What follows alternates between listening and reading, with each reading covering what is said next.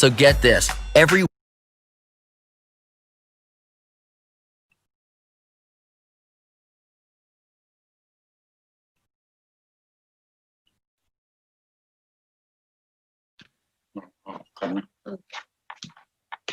Hello hello, good afternoon doctor Grover. Good afternoon. कैसे हो आप? Fine sir, fine. Nice to see you. Same to here sir, same here. Good afternoon. कैसे हो आप? Fine sir, fine sir. Yes, good nice evening, to good see you. Evening HSD sir. Welcome, sir. Dr. Ashok Grover. Welcome. How are you? Nice to I see am fine, you. sir. Thank you so much. Very good. KK sir has joined? No. Not yet. Not yet, not yet. Yeah. So we are here, sir, Honorary Secretary General and Honorary Finance Secretary, to Yes. receive you in IMA. Thank you. And Ritu मैंने एक video भेजा है.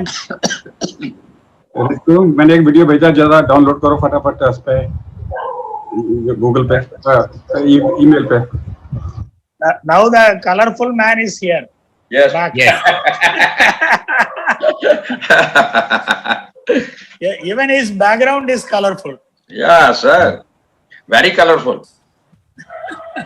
Bright, bright. So I want to show something very good before we start the meeting. Yes, sir. Please. मैंने आपको कहा था download करके दिखाना है पहले वो.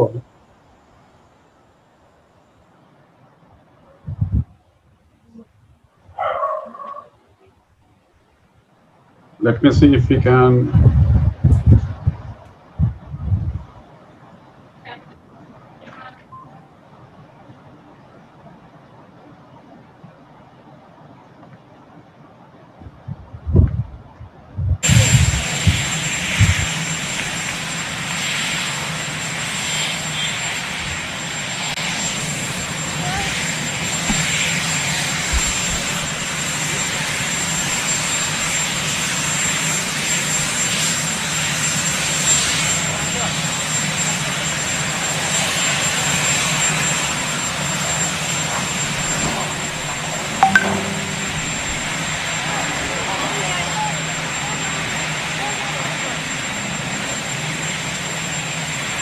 Can we use this slide?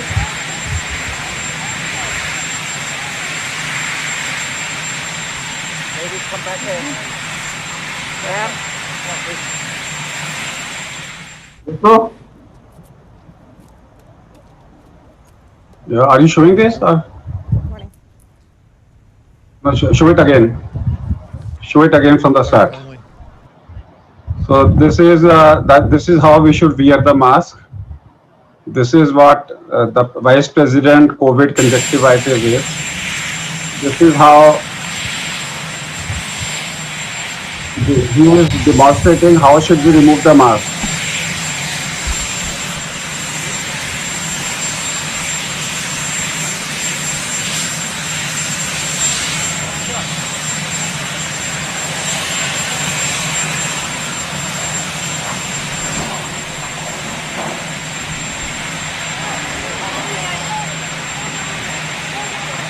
This is how you should remove the mask. 1, 2, then put it, hold it, put it in your pocket. Put it in your pocket. Come back in. Then you should touch your body with the dirty hand. Now you should put it into your pocket. The doctor, you should hold it, put it in your pocket.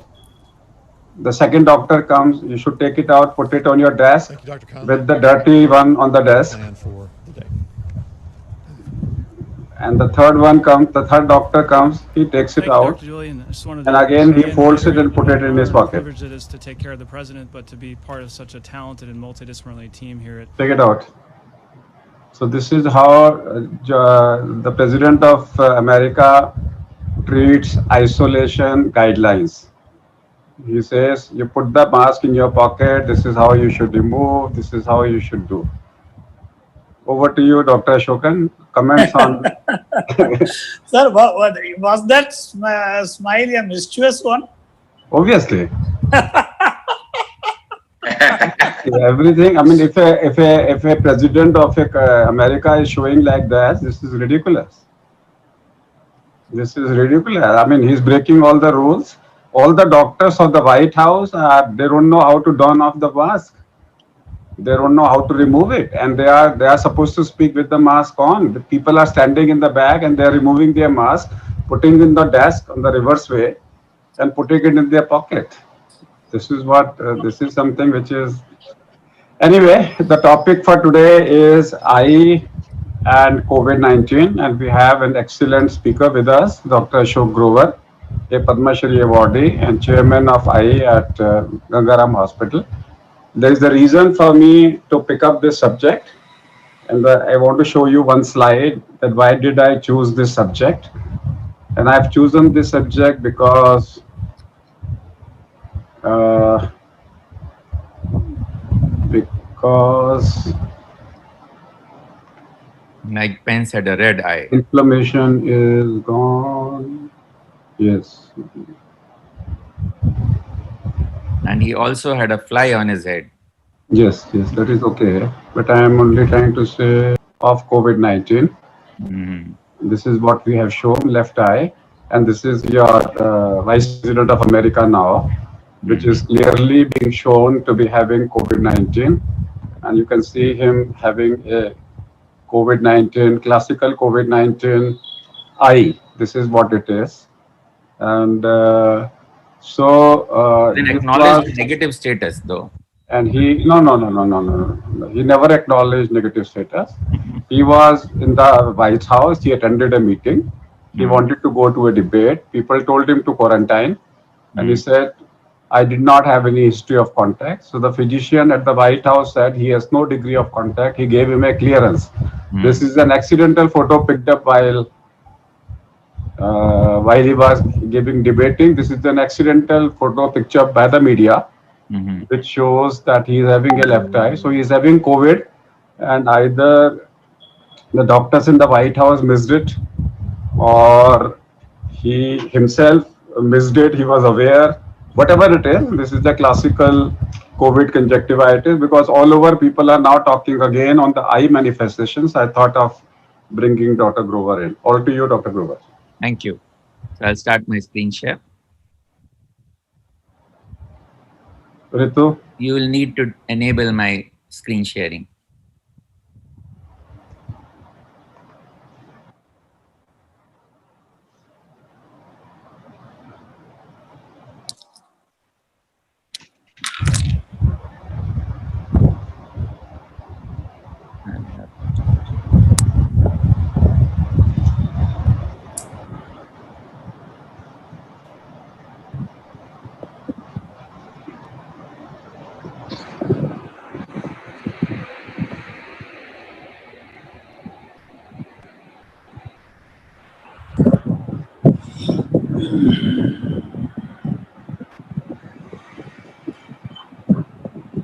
Can you see my screen share now?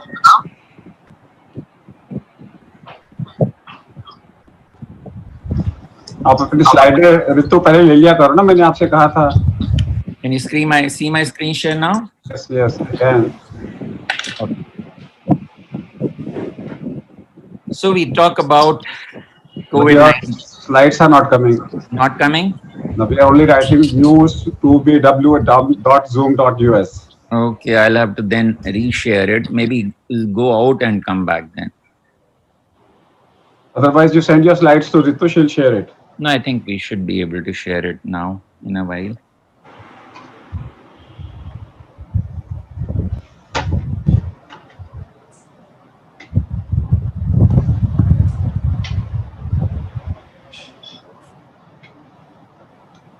Okay, we'll have it open side by side and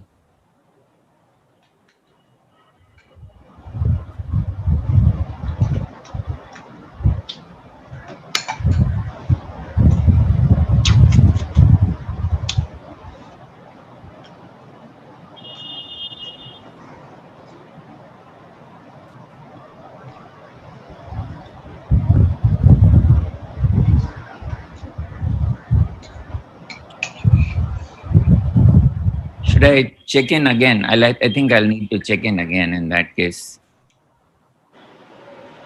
Let's see if it works out now.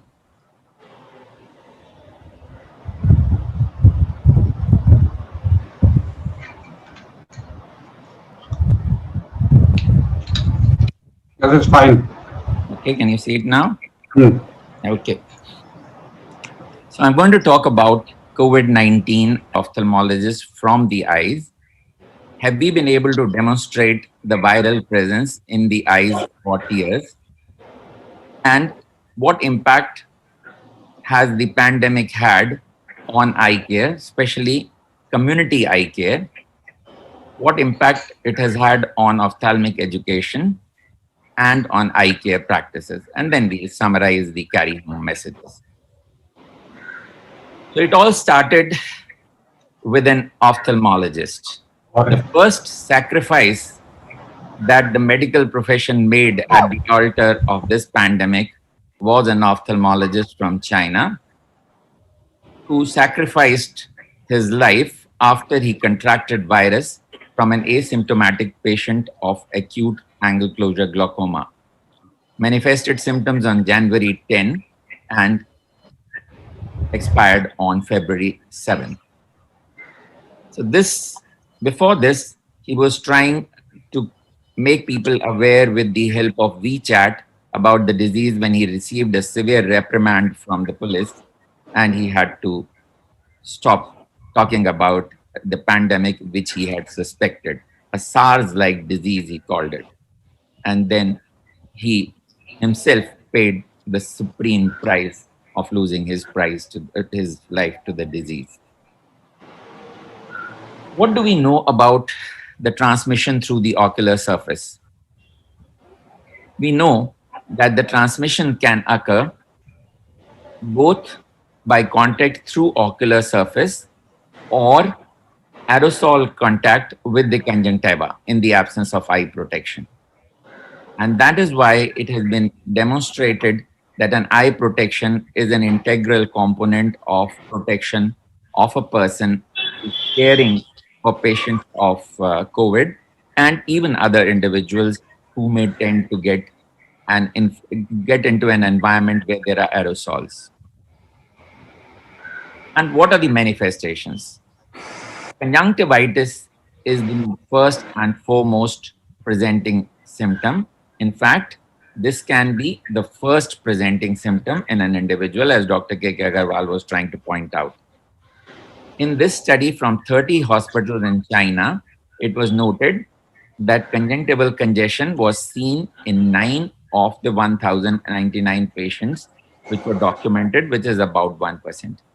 Now, this is also corroborated with the kind of patients we have seen. We've had let's say during the pandemic, about 15 references for red eyes in COVID patients where our residents have attended. And our residents are a part of the team and they do often attend these patients.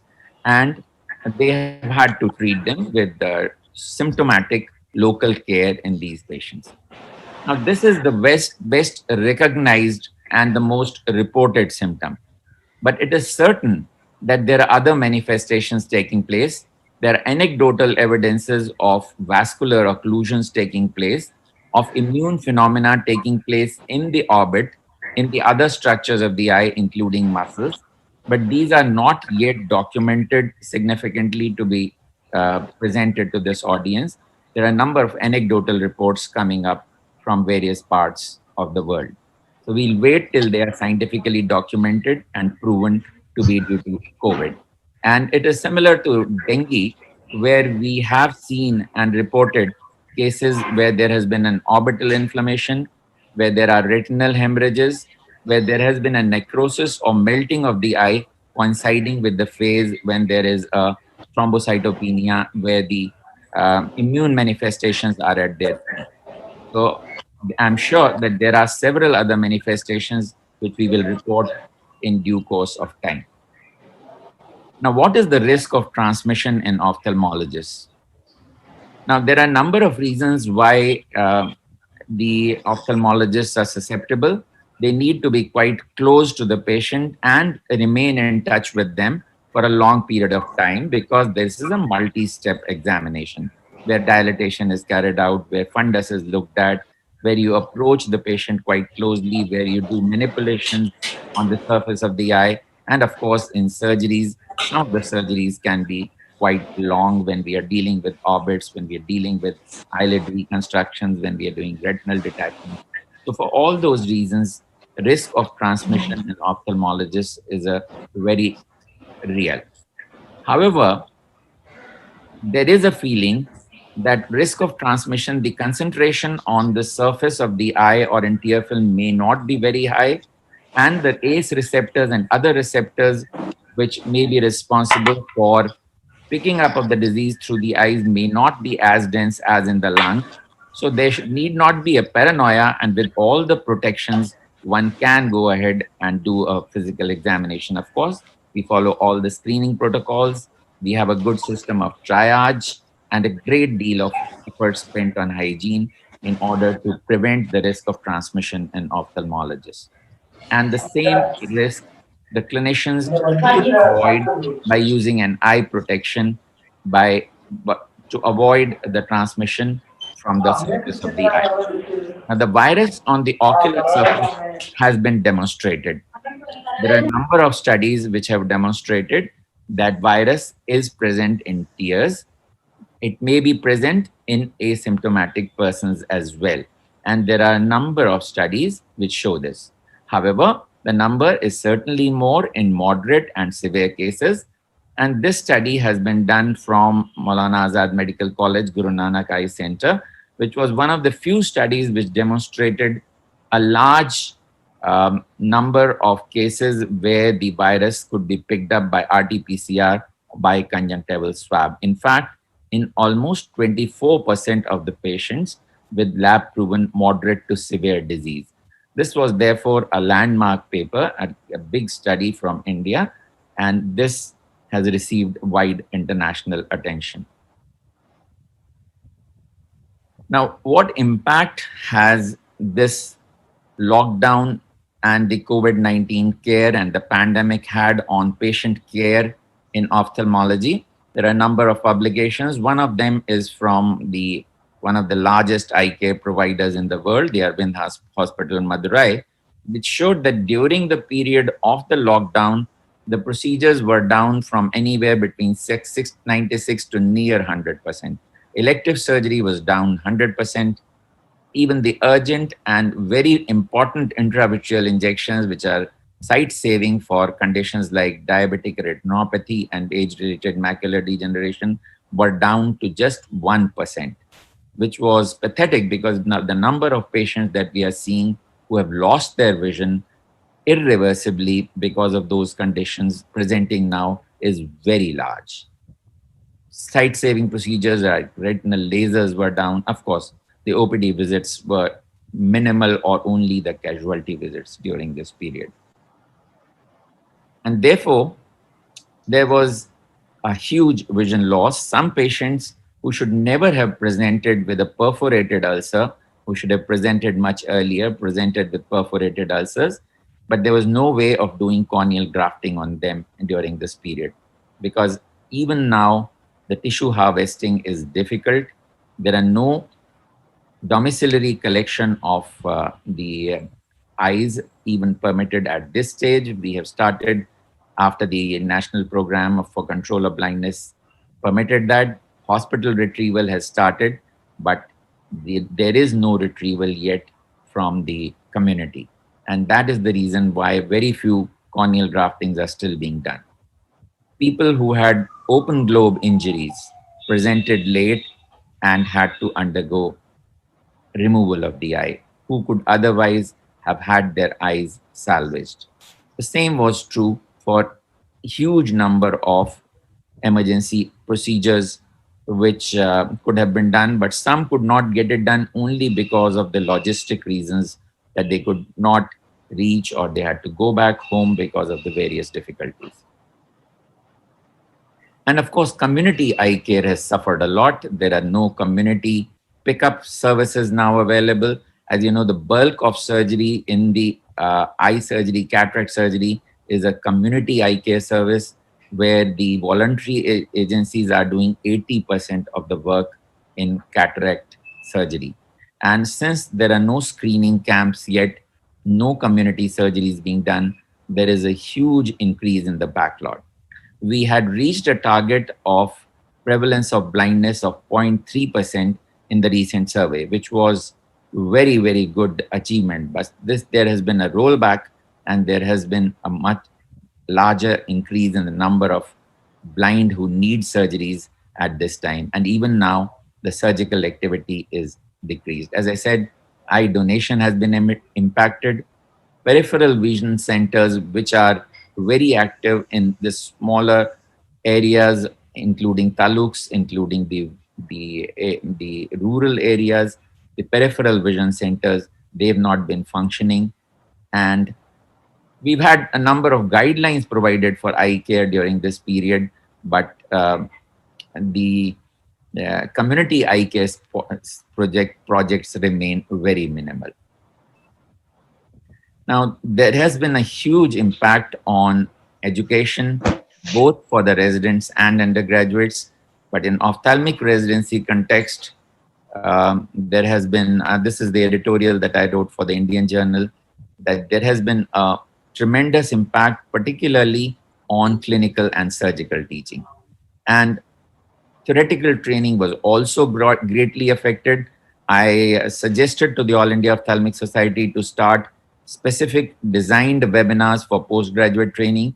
We are now having a series of webinars with the postgraduate curriculum in mind, and those are being regularly done, and that component at least has been taken care of. There are efforts to take care of the clinical teaching as well, with case presentations on those webinars, but some of this, the surgical training still remains impacted. Number of cases are minimal, but gradually they are picking up.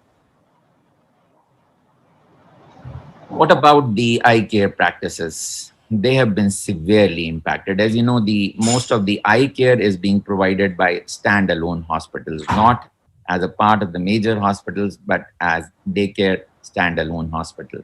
And most work is elective. And there has been a huge impact on turnover. And although they are picking up, the work is still around 50 to 60%. And there was a severe period of downturn when the turnover was close to 0%.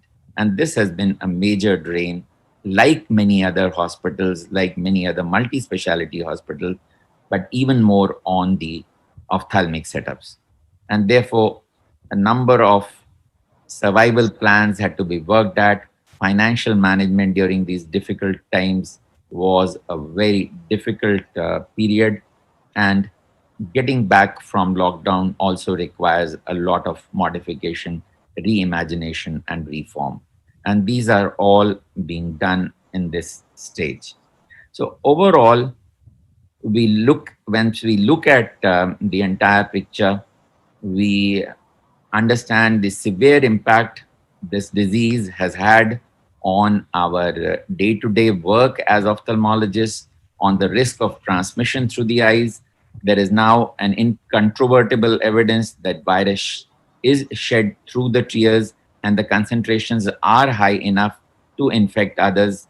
We now have evidence that the transmission of the disease can occur through the surface of the eye, although the importance of that will remain to be worked out, like many other questions in this disease. And most important is the impact it has had on community eye care and on the service given to the patients as well as the medical community. So we have to wonder how long this era will go on and how it will affect us in the long term, what changes it will leave behind to our work culture, our practices, and indeed to our outlook. Thank you very much. I think this is what I wanted to summarize for this August audience. I'm grateful to IMA for giving me this opportunity to be with all of you, to present to you the ophthalmic manifestations, the possibilities of ocular transmission, and the impact that it has had on ophthalmic practices. Thank you very much. Grateful to Dr. K.K. Agarwal, Dr. Ashokan, the president, and the entire team of IMA. If there are any questions, I'll be happy to answer. Thank you, Dr. Grover. So this is the only continent which is free of COVID. So it's good to end with the picture of Antarctica. Can I take the slides off? Yeah, I'm taking it off. Yeah, please. So some basic questions. One is that what I am observing is I've seen thousands of patients and a large number of people with eye conjunctivitis. All of them are having left eye. Can we explain anything why left eye predominantly is involved? I think so far we've not had any reports in the literature on this aspect or to explain as to why the left eye may be involved.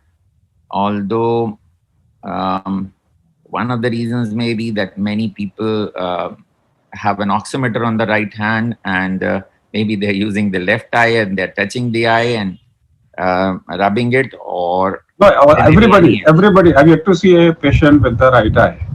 It can't be a I think that's physical because everybody, and to the extent you see the vice president now, left eye. There's, to the extent that I am saying left eye involvement means COVID. yeah. It's synonymous with RT-PCR I think test. you've given us an important clue to work on. Yes. We will work on this. But nobody is because when somebody said, when I was watching this debate, I saw that I said, my God, left eye COVID suspicion is there. Yes, So yes. it is constantly left eye. So we normally, if you see watch my videos, 3 months back I said left eye involvement is COVID, Okay. and still we don't find this in the literature. This is So there. we The need second to- thing is 25% of Delhi is COVID positive as per the data from Delhi government. Virology. Yes. And Yeah. the antibodies positive. Yes. Why can't 25% of the OPD of the eye should have been normalized? You said how long it is going to end? At least 25% of the work, people who have already developed antibodies, why they are not coming? Why are we losing them? Because Those not everybody. people- No, not no, everybody. no. What I am only trying to say is enough is not being done by the medical profession because 25% of the people, if they are seropositive, the 25% of the work should have come back.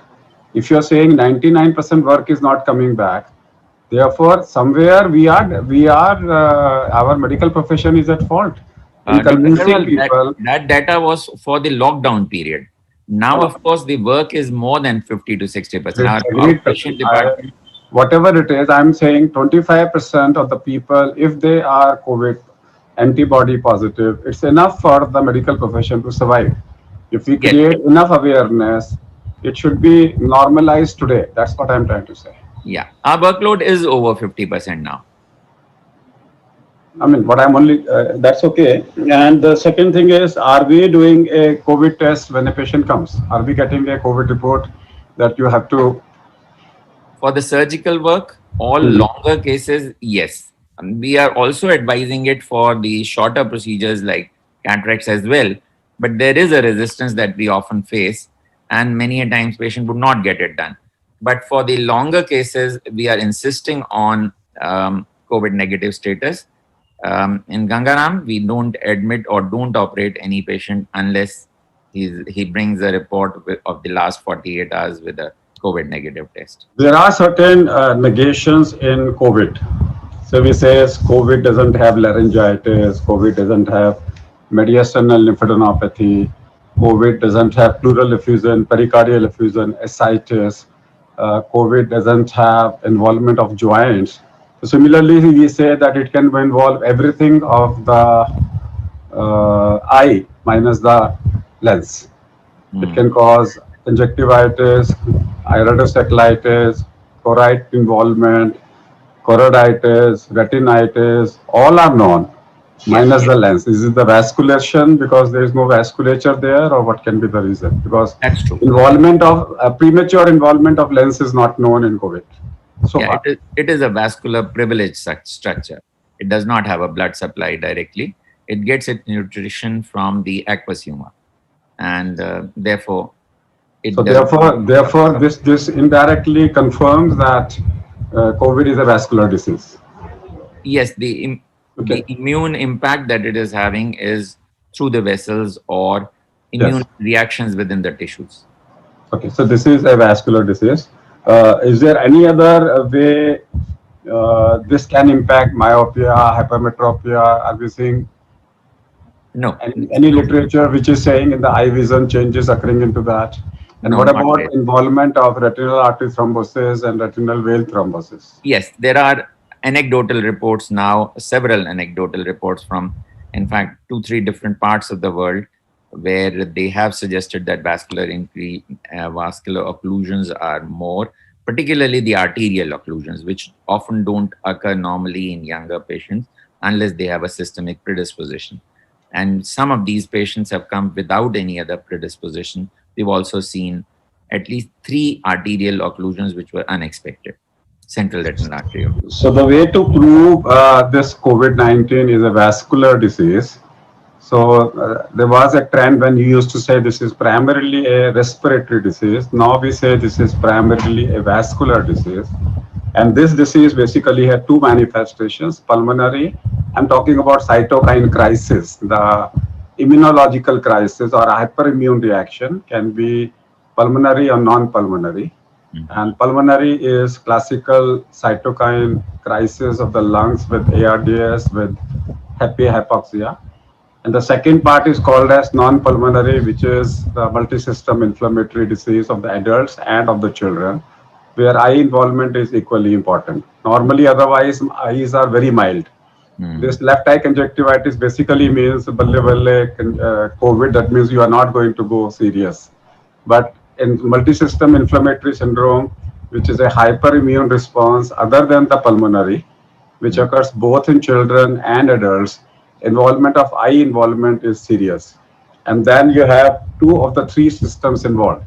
So either you have heart involvement, eye involvement, you have liver involvement, you have GI involvement, and in that particular cases, you have involvement of other systems minus the lung, and then you call it as a multisystem inflammatory syndrome.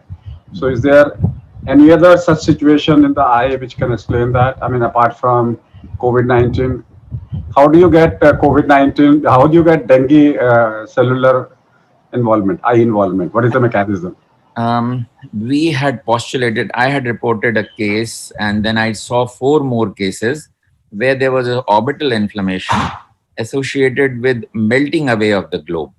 And these we postulated were, since they were occurring at the peak of the immune activity, that is at the nadir of or the lowest level of platelet counts, we thought that it was due to the immune mechanism in dengue, and which was causing all the impact of ischemia.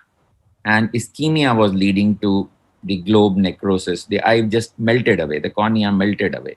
Those were the cases, and there have been other reports subsequently. So those are unexplained, unreported changes. Of course, we know of a number of changes that take place in the retina, in the retinal vessels, with bleed, with edema, with inflammation of vessels. So these were added within the last couple of years when we reported this. So when we are reading more and more of inflammation, basically I say you have a thermostat in your body, which keeps your temperature at bay at 98.4. And sometimes you have a low-grade inflammation, which is evident by C-reactive protein between 1 and 3. That is called mild inflammation. And a situation where if you have high LDL get deposited and you get plaques. So all the plaques in the body, NASH, which is non-alcoholic steatohepatitis, all of them are related to C-reactive protein. That if your CRP is high, then there is a low-grade inflammation. And if there is a high-grade inflammation, you have hyperimmune inflammation, which leads to COVID reactions. So is there any study which tells us that if your CRP is between 1 and 3, low-grade inflammation, that you have, can we explain some eye conditions into that? There may be a link, but there are no such studies yet. I think it will take some more time for us to link things through proper trials, proper studies, because those studies are still not done because they take a long time recruiting patients and getting the results. So I think those facts. In terms of low-grade inflammation, so there are 5 organs in the body which are more prone to get inflammation. One is eye, second is skin, third is small intestine, starting from esophagus to the terminal ileum, and fourth is blood, liver, and gallbladder. That means the liver system, the blood system with the RBC, and the fifth one is the GI system. That is GI, eye, skin, heart, and blood. So these five systems are more prone to get inflammations. And in COVID-19, we are seeing all five of them in two separate parts. Either you get a lung involvement or you get others involvement. So it classically shows that this disorder now is nothing but a inflammatory disorder. The trigger is immunological reaction, and therefore the drug of choice will be early steroids and an oral anticoagulation. Yes, but the So fact remains that there is a lot that we need to learn about this disease yet. yes, so that's all I wanted to put my in the court of law with Dr. Ashokan as the judge. As an argument, I rest my case. Now, somebody else, Dr. Ashokan, can take over. Your voice is not coming. Can you hear me now? Yes, sir. Yeah, I'm just humbled by the the approach of such a senior person, Dr. Ashok Grover, when he says that we have to learn more about it, and if he says that the limitations of our medical practice itself. I'm just bowled over by that. And a very important question that was asked is whether we are doing COVID testing for our procedures. In Kerala, the practice is almost now universal. We do endoscopies. Endoscopies are not done without an RT-PCR. And even we prefer only RT-PCR, not even RAT. All surgeries, all even minor procedures, they come with, or they are asked to do it and then come back. But people coming from abroad are necessarily quarantined for 14 days before getting any medical help, unless it's an emergency. And the mystery of left eye conjunctivitis, I am sure that it's a very a fancy way of looking at the disease. A moment where you try to unravel the mystery. I think it should be somewhere connected to the vasculature. It will be interesting to note the stroke part of the COVID, whether it is more involving the left side more than the right side. I think that can be one area where we can look into the statistics of whether we have a stroke involving the left half of the brain more than right half of the brain may tell us whether it is a vasculature issue. And we really enjoyed your this thing. Let me now request Dr. Ramesh Datta and Dr. JK for their comments.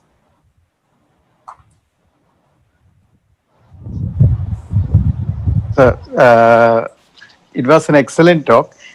Before making any comment, I would like to have a question. Actually, COVID is transmitted even through the eyes, and that is why we wear eye protection.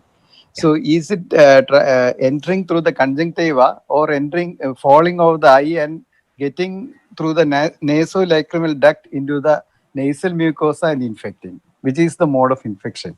If the COVID virus... Very important question. I think both have been demonstrated.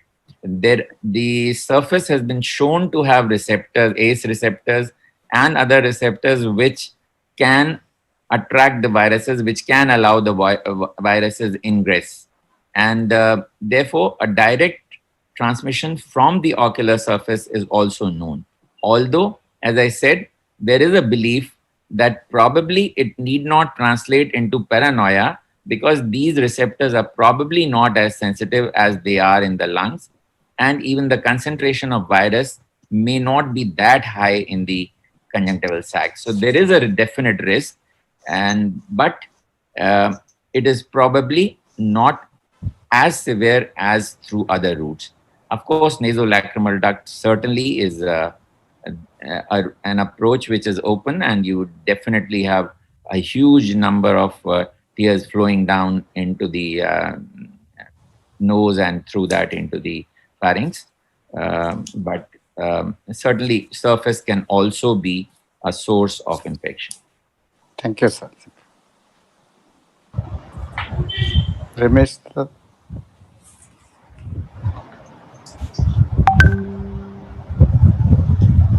I think we have lost him. Ramesh Tata? If not, Dr. KK may conclude, sir. So, thank you. Yes, Ramesh is here. Kindly unmute yourself. Kindly unmute yourself, Ramesh.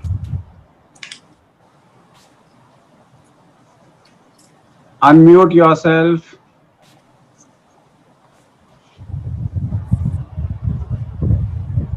So if he is not been able to unmute himself, let me say an excellent presentation and a comprehensive, answering all aspects of eye care. In fact, each line of his was a full lecture by itself, because you can have a full day conference on these 8 points, what he has covered with that. And thank you, Dr. Ashok Grover. Thank you, Dr. Ashokan. Thank you, Dr. Ramesh Dutta, Dr. Jayakrishan, Dr. Sanchita for being here, Ritu, my back team, and Dr. Virendra Kumar. And we'll be back next time with one more session. So thank you very much. Once Thanks, sir. again, like to thank Dr. KK Agarwal, Dr. Ashokan, and the entire team, Dr. Ramesh Datta, and the entire team for this opportunity to interact with you. I'm sure we'll have many more opportunities for the ophthalmic community to interact with the IMA and carry the discussion forward. Thank you very much. This talk will go into the IMA website Great. so that the doctors can view it at leisure. Thank It will you. be a permanent possession of IMA. Thank you so much for that. Thank you.